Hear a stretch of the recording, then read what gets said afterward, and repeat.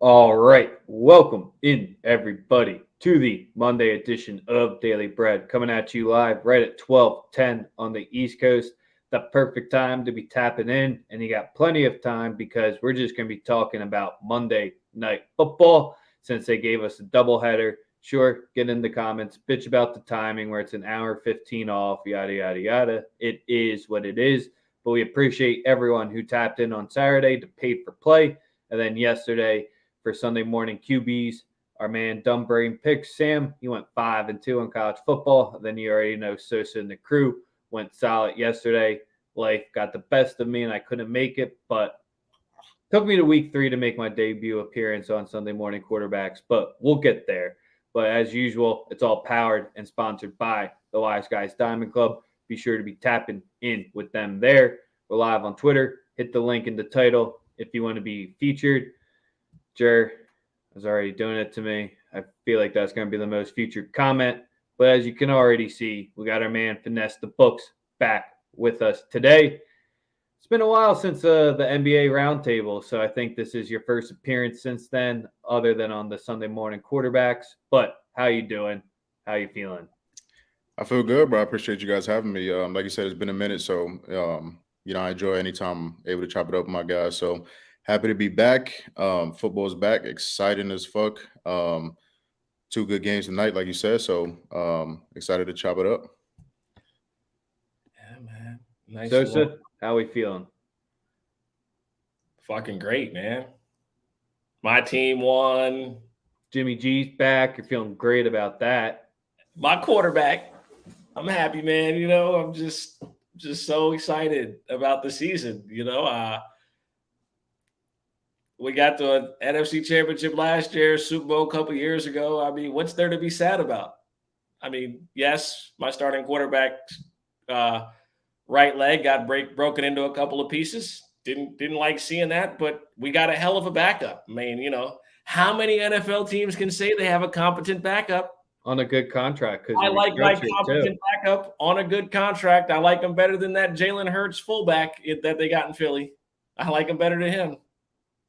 I'm just saying. I was just saying there ain't no hungry dogs today by telling the dog to get out of the background there too. He's saying we're all favorites tonight. Yeah, bro. We're all favorites, bro. Love that. Listen, man, leave Jimmy G out of this. I really don't want to keep addressing this, so it'll be the one time I do it on Daily Bread. I also did it on Spaces this morning, and I'm not doing it again. Trey Lance has not done anything in a San Francisco 49ers uniform to sneeze at, all right? He's 22 years old. He's still the youngest quarterback in the entire NFL. There's nothing to panic about here. It's an NFL team that's built really well from top to bottom. We still have Kyle Shanahan, elite play caller, elite offensive mind.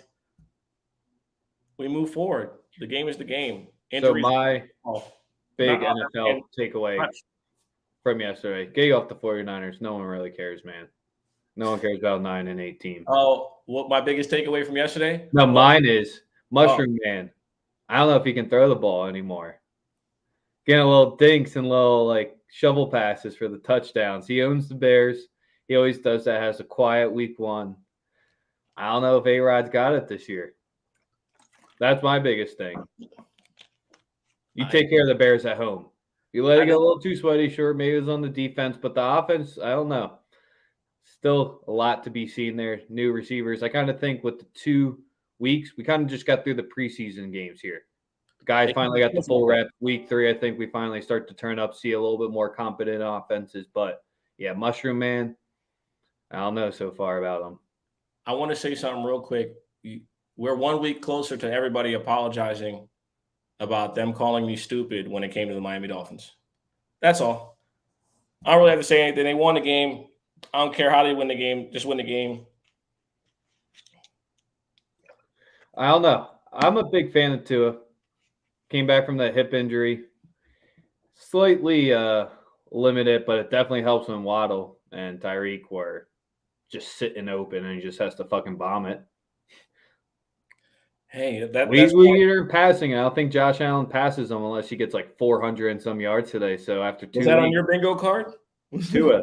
Was that on your bingo card 2 weeks into the season? I mean, that was on your bingo card. You're like, Tua's going to lead the league in passing after 2. No?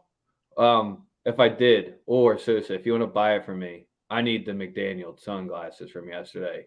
Those were fire. He's a legend, man. He's a The porn star glasses from the 70s with the tinted shades, man. I feel like I could rock those. I usually don't rock two black sunglasses. head coaches. One of two black head coaches. Just make sure you get them with the prescription in them. I don't want to double the sunglasses over the lenses. He's nice. I knew that. I knew someone was gonna say it, dog. That's the funniest shit, dog. Finesse, what'd you take away from yesterday, if anything? Yeah, obviously, Pats won a game yesterday too, which is always nice. I talked about it on Sosa Space earlier. Just, I don't love what we're doing. It's going to be a lot of the same things. Try to control the clock. Not really put too much pressure on Mac. It's going to be tough. You know, we're going to grind out some wins for sure. You know, we had one big play that kind of changed the game and won the game for us. Other takeaways, I mean, I talked about it on Social Space too. Broncos, just the play calling is insane right now. Nathaniel Hackett is struggling, getting a lot of hell from Twitter, and I'm sure a lot of media outlets and shit like that. But it'll improve. But you know, expecting a lot more from them. Yeah, Noodle arm Russ ain't helping him. Say it again. Noodle arm Russ ain't helping him at all. Yeah, it's, you know, I'm still holding out hope it'll get better, but just atrocious over the last 2 weeks. Did pick up a win yesterday, and a win is a win, but yeah, just not liking what I'm seeing there. Yeah, you know, so it's talked about Miami. I'm still not a believer in them. Like you said, Rex, motherfuckers just running wide open. Got to get him the ball, right? So I respect that. You win a game, I respect that, but I think in a couple of weeks, so it's going to be singing a different tune, but you know, and we've talked about that before. But I already know all the Bad Bunny songs, bro. I'm good, Miami. I already know all. Love Bad Bunny. My man love Bad Bunny. But yeah, like I said, excited to be back in football season. Like you said, week 3 and beyond is where we're going to start to get bigger sample sizes, bigger data points, things like that. Teams really starting to show what they're all about. So yeah, been a good season so far, but yeah, let's keep going. Sosa, a few times I've been over, you've been bumping Logic and Pitbull. You weren't bumping Bad Bunny. And this is why you'll never come back to my house. You weren't supposed to tell anyone that stuff. Like, all right. It wasn't even Picari that said it. Sun God. He's the last thing we can talk about before we get to today's best bets. We got to talk about St. Brown. We got to talk about the Lions, and it pains me to have to do that. Well, their defense is still grade A. You can walk them, but this offense is. I talked a lot of shit on that kid. He looked really good yesterday, man. He looked really good. And remember, with 8 catches and a touchdown, I believe, was the stat they were rattling off yesterday. Amon-Ra St. Brown, basically Cooper Kupp, but we're not going to go there because no one wants to hear that the numbers are almost identical. But, you know, I'll just say his name's Amon-Ra, and he's an actual athlete. You know what I mean? His name's not Cooper and a sneaky athlete. So no one cares about those last 8 games, even though the numbers are basically identical. Yeah, listen, I have nothing but bad shit to say about Washington because they fucked off the cash for me yesterday. I'll be totally honest with you. Like, that was part of the issue. Carson, I'll do that to you. Yeah, and I have no excuses. Washington looked bad. They got dominated every single time. It looked like Washington would have an opportunity to make a run. They didn't. Detroit just kept answering. And again, it's very important to learn that that's how you become a good team, is learning moments like that. Because the whole game you're waiting, it's like they're gonna give it up. Even their fans, I'm sure, were like, we've seen this before. We've seen them get up in games and then, you know, they give it back. But I will say that they answered every bell.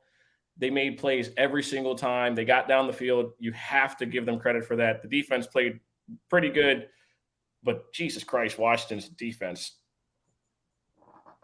I don't want to see the season's over, but man, that shit looked bad. That defense looked horrible yesterday. Yeah, no, I think along the same lines, like we made a lot of money off that game. I thought it would be kind of high offense, things like that. So we made a lot of money, and I think those are 2 offenses we're going to continue to make a lot of money off. Wentz is Wentz, right?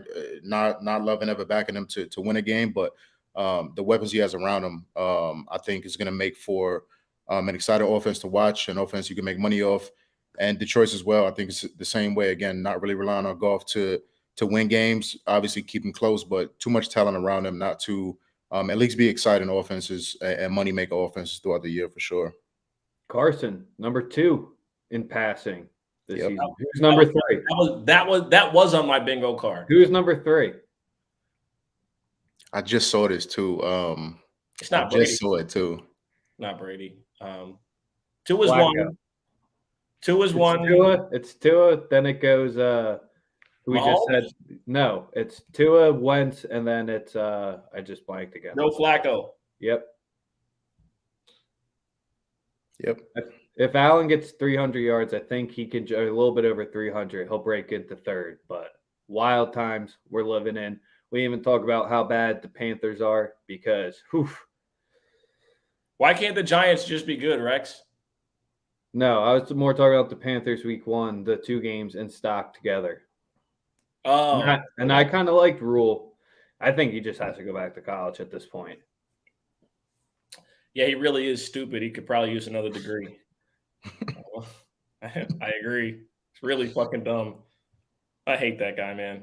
I tried to give him the benefit of the doubt. He stinks. He was the hot coach that everyone wanted. But let's get into the Bills versus the Titans, the first of the Monday Night Football games we got coming at you. Make sure to give us that like, retweet, follow, sub. Helps us get out there. If you share the video, we appreciate it that much more. But large number here, 9.5 to 10, depending on the book you're looking at. 47.5. Rough for the Titans, but let's see. What are you liking here, Finesse? We'll give you to give us the preface. You can go X and O's, betting, fantasy, whatever the hell you want to talk about. It's all you. Yeah, so super excited for the Sunday morning quarterback journey. As I've told you guys, I'm corresponding with the Bills. Obviously, they're going to be a great team. Have the outlook and to be one of the best teams in the league, like they showed so far. So I got a couple things I'm looking at just from a betting perspective. I obviously think the Bills win the game. I'll talk about that a little bit. But one play I really like, and I'm going to lock in, is going to be Derrick Henry 70+ rush yards and Bills money line. I think it's rather self-explanatory. It's -112 on FanDuel. Love the odds there. I think there's a lot of value in that. Henry's hit 70+ in 7 to 8 games, including last week, and in 11 of his last 12 road games. In those road games, he's averaging over 153 rush yards per game. Obviously, he's a monster. He's averaging 28 rush attempts last 9 games and 19+ attempts last 3 versus the Bills. So volume is definitely going to be there. No Ed Oliver in this game for the Bills, and Tim Settle is doubtful, not expected to play. 2 big guys in the middle, in the trenches, big losses for Buffalo, especially against the run game. Bills were middle of the pack rush defense last year in terms of yards allowed. They allow well over 4 yards per carry last year, and there's no Hiller today. So more, I'm sure we'll see other guys besides Henry for some passing downs, but it's going to be mostly Henry. Bills gave up 52 rush yards last week. But LA's run game has been struggling ever since the end of last year. Shuffled the O-line, some retirements, things like that. And they're just not playing well right now, that O-line. And the game script is going to be interesting in this one. I think I would lean the Bills to cover this game. I think if they cover, it's going to be later in the game. I think it's super important whoever gets the ball first. If the Bills get the ball first, quick score. They're not going to get away from the run game, but it immediately puts pressure on the passing game for Tennessee. But I think it'll be close enough where Henry's going to get his 20+ rush attempts. I think 70 yards should be easy as fuck for him.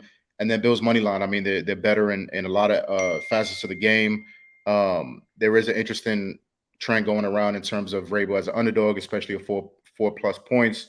He's really good in those spots, but Bills are just so fucking good. They have so many weapons. They're going to attack you so many ways. So I really like that. Again, Henry 70+ rush yards, Bills money line, -112 on FanDuel. I also have a couple of leans. I like Dawson Knox anytime touchdown is +155. I believe he's from the Tennessee area, so obviously you got that entrenched in there. He was almost a non-factor in week 1. I expect him to get in the end zone this week. I actually like Stephon Diggs under 75.5 receiving yards. I like Henry's original number at 85.5. I like his over there. And I like Treylon Burks over 28.5 receiving yards. So just a couple of leans, but the main one will be Henry as just a juice reducer to have the Bills win the game. I like it there, and the books aren't respecting Henry that much either because plus 900 on the first touchdown score. Maybe they're just not respecting the Titans, as you can see with the line. Chuck dropped a good trend at the underdog when these two go head to head, so that probably goes back into the 90s at this point. But Sosa, what are you eyeing up here? What are you liking? When the line opened, I took the 10. I think it's disrespectful for Mike Vrabel. I just think it's a lot of points. Historically, Henry's performed well. I'm on the opposite side with a couple of these plays. I got Derrick Henry 2+ touchdowns at plus 600. Had Nick Chubb 2 touchdowns yesterday, plus 550. I think the first week performance was all due to really nothing. I think you made something pretty clear, or someone made something kind of clear. These kind of feel like preseason games. I'm not going to lie. Obviously, it's a lot of talent, a lot of feel out stuff, a lot of injuries that have happened already that teams immediately have to kind of, adjust to right away. I think the Titans fight. I think it's a much closer game. Games aren't played on paper, so I just don't see with no Ed Oliver. This isn't a great run stopping team. I mean, Darrell Henderson was performed pretty well. It's just you can't really, be a threat running the ball when your team's already down by 2 touchdowns. I think that the Titans come out here and they fight. I think that Derrick Henry performs well, and I think I lean towards the game going over. Last time this team played, I think the score was like 34-31. That was when Josh Allen couldn't get the 4th and 1. But no Ed Oliver, I think, is huge. To me, he is the best rotational piece in that defensive line because you don't play you're not going to play Von Miller every down. He's a situational pass rusher, and he'll definitely play 3rd down, 2nd down, but like on early downs, he's not always a guaranteed to be on the field. Ed Oliver is your anchor. He's your best run stopper, and he's also gives you the best rush up the middle of any of the guys. Obviously, I think on the other side, Jeffrey Simmons is going to have to perform. He's a beast. He's one of the best at his craft. I think he's probably, to me, the 2nd best interior lineman in football outside of Aaron Donald. I think I have him 2nd. I have him 2nd. So I think that he has to play big. I think that Byard playing center field is big too because he performs pretty well against the Bills when they play. But that's really just it. I like Derrick Henry to perform. I think Derrick Henry gets some stuff going here in the red zone. I do expect points from both teams simply because the personnel groups for Buffalo is really, really good.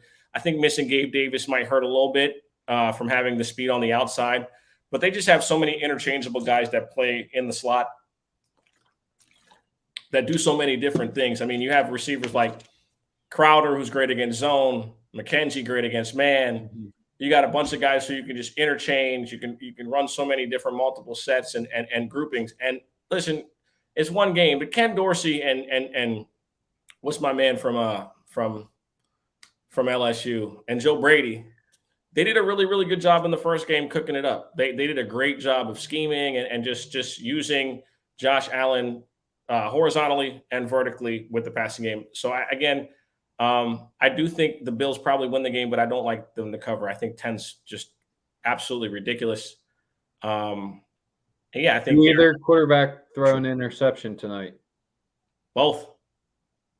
One's at minus 150. That would be Tannehill. Josh Allen is at plus 130. Both of them. Yeah, plus 130. I bet it's Byard that gets it. That gets one. Yeah, I like Tannehill too to throw a pick, but I'm not playing it at those odds. So yeah, minus 150 is a little bit too much juice, but just a way, maybe a potential leg that you could use for your same game parlays that we don't like to mention here. Not much more to beat to this one. Gave you a lean on the total, gave you a lean on the side and the spread as well. Or Sosa gave out playing the spread, and then you had your touchdown scores. But Sosa, your favorite team plays tonight, the Birds. And how quintessential would it be if they just get lit up by Jefferson, number 1, and number 2, by their new signee as well, off the waivers? think that would make a lot of fans lose their fucking mind if that happens. But you got 2.5. They're laying at home, so the books are saying, or just with the public movement, the sharp movement, whatever you want to call it, the Vikings are a half point better. And I guess that's what shows up. But I'm still saying that's more on Mushroom Man. I mean, the Packers defense was able to hold them to 23. The Birds defense didn't look too hot week 1, but after what the Lions looked like yesterday, made me go spin zone real quick for this, and they're still nice. But the Birds have seen Kirk a lot. The easiest way to do it, they have to rotate the D-line, just get in his face the entire time and make him throw with under 2 seconds and just make him hit the short game. Don't get beat deep by Jefferson once. That's the worst thing you can do. I can't argue against any of those type of props as well. But Sosa, what are you liking here? I like Adam Thielen today. I know everybody loves Justin Jefferson. I think today will, by the end of the season, end up being one of Justin Jefferson's worst games of the season. Ooh. I do believe that. I think that C.J. Gardner-Johnson is great in the slot. I also think that Slay plays very well for those longer routes, those over-the-top routes. Now, listen, I think that Justin Jefferson is going to ball and play well, but I think that the volume that you'll see him have in other games will be much higher. I think this is an Adam Thielen game. I like Thielen to score a touchdown at plus 195. I like his yards as well. I don't think he was really used at all in the first week. And those are two plays that I like. A couple sprinkles that I took. I took the Minnesota defense to score a touchdown at plus 1,100. The last time they played in Philly, they had a defensive tackle take back a fumble. I was at that game. It was pretty crazy. That was the meme with the sunglasses and the oxygen machine.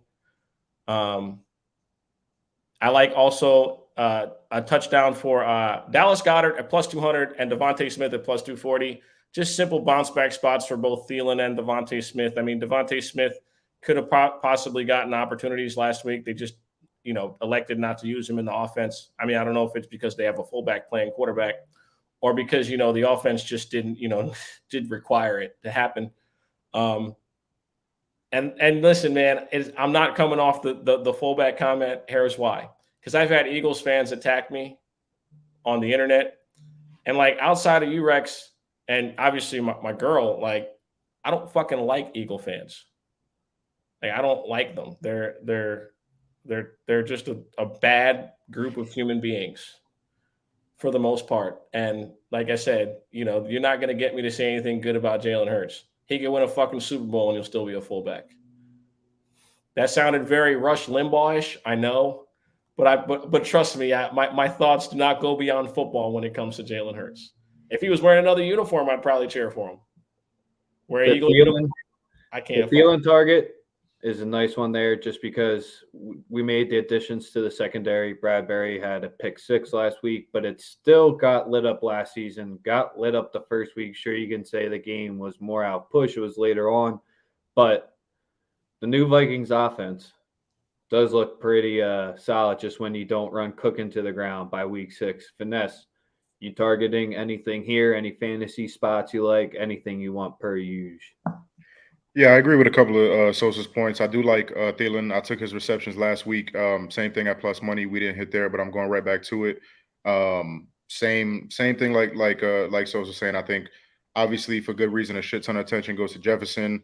And I think it's correlated with another play that I like. I like KJ Osborne under his receiving yards. It is at 32.5. He had 3 receptions last week, only 14 yards. I think his A-dot is going to continue to be super, super shallow. I do not think he gets there. Not picking a winner in this one. We all know how Kirk does in prime time, especially Monday nights. Not taking that at all. But yes, I like Thielen. I think Dalvin Cook eats in this game. I'm not taking anything officially, but I think he does eat. What else? KJ Osborne's longest reception prop is at 17.5 yards. If it's a different way to Dalvin Cook. Yep. Dalvin Cook, 2 touchdowns plus 600. Yep. I like that. Anything Dalvin. I like his yards. One of my guys is laddering his yards, so I really like that. Yeah, nothing. I'm putting a layout there, including Hertz's rush yards, 40 plus rush yards. I like that. I think that's a no brainer to pair with at pretty good odds. But yeah, fully focused on Thielen, KJ Osborne under, and that's probably it for me. No, one said AJ Brown.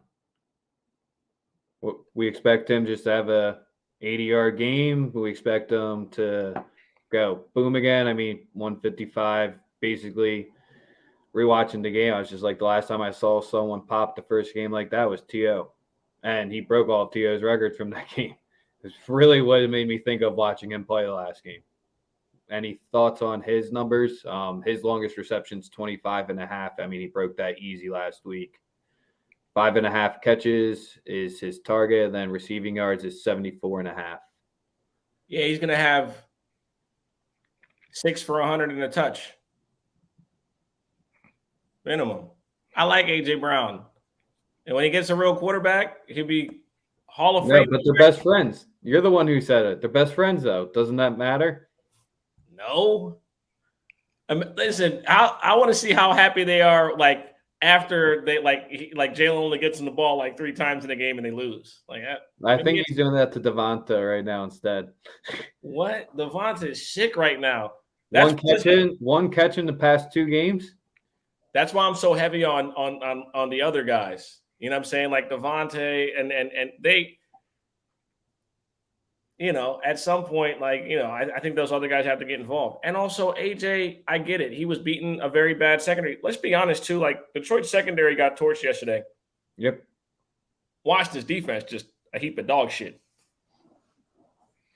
Yeah, I'm along those same lines too. I think he can have a good game. I'm not saying he won't, but I don't think this is the game to target him betting wise. I do like Sosa's look on Devontae for a tud. I think they at least look his way more. But I'm really a fan of this Vikings defense this year. I think they have, which is why I like Hurst's rushing yards even more. I think they really get to him, force him to make some movements. I don't think his eyes are going to be downfield a lot. I know that's not all that AJ Brown does. Like I said, he could have a good game, but I think there's other spots to target in this one.